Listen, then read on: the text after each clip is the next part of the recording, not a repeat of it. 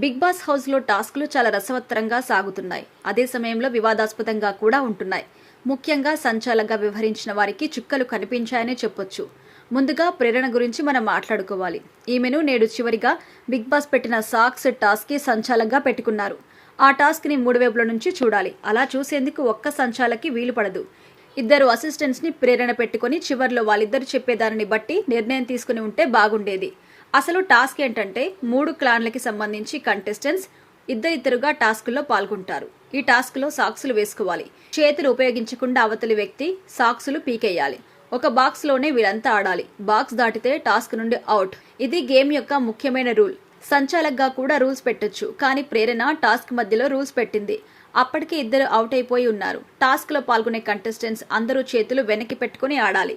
ఈ టాస్క్ లో విష్ణుప్రియ పొరపాటున తగిలిన అభయ్ తలకు రిఫ్లెక్షన్ గా లైన్ దాటి కింద పడిపోయింది. అభయ్ తోయడం వల్లే నేను కింద పడిపోయాను అని అంటుంది విష్ణు.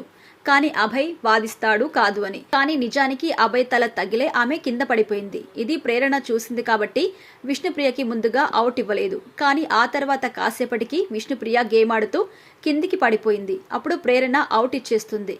కానీ అందుకు విష్ణుప్రియ ఒప్పుకోదు. అభయ్ లాక్ చేయడం వల్లే నేను అతనిని నెట్టేయాల్సి వచ్చింది అని వాదిస్తోంది. అందుకు ప్రేరణ కూడా ఒప్పుకోదు. బయటికి వెళ్ళమని గట్టిగా చెప్తుంది. ఇక చివరికి నబిల్, నిఖిల్ మరియు అభయ్ మిగులుతారు. ఇప్పుడు ప్రేరణ మరో కొత్త రూల్ పెడుతుంది. సాక్స్ ని కంటెస్టెంట్స్ అందరినీ చివరికి లాగుకోమని చెప్తుంది. ఎవరైతే సాక్స్ ని కనపడకుండా దాచుకుంటారో వాళ్ళు అవుట్ అని చెప్తుంది. ఇక నబిల్ కావాలని దాచుకోరు కదా, నడుస్తున్నప్పుడు పొరపాటున ఆ సాక్స్ వెనక్కి వెళ్తుంది. వెనక్కి వెళ్ళింది కాబట్టి నబిల్ అవుట్ అని ప్రేరణ అంటుంది. ఇందుకు నబిల్ ఒప్పుకోడు. ఇద్దరి మధ్య వాగ్వాదం చాలా సేపటి వరకు జరిగింది. చివరికి సంచాలక్ నిర్ణయమే తుది నిర్ణయమని బిగ్ బాస్ ప్రకటించడంతో నబిల్ వెనక్కి వెళ్తాడు. ఈ విషయంలో ప్రేరణ సంచాలకంగా ఫెయిల్ అయిందని కూడా చెప్పొచ్చు.